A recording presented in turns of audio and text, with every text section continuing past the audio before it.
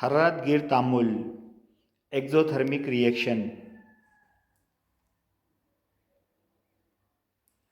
ऐसा तामुल जिसमें आमिल अशिया की तहवील आसिल अशिया में होने के दौरान माहौल से हरारत जज़्ब की जाती है या बाहर से हरारत मुसलसल देनी पड़ती है, उसे हरारत गिर तामुल कहते हैं। मसलन बर्फ़ का पिघलना, पोटाशियम नाइट्रेट के महलूल में पानी मिलाना। पोटाशियम नाइट्रेट के पानी में हल होने के दौरान अतराफ़ के माहौल से हरारत जज़्ब की जाती है, इसलिए महलूल का दर्जा हरारत कम हो जाता है।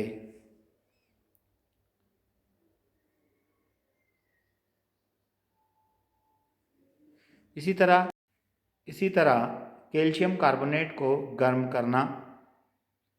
इन तमाम में बाहर से हरारत का इस्तेमाल होता है, इसलिए ये आमाल हरारत गिर आमाल है।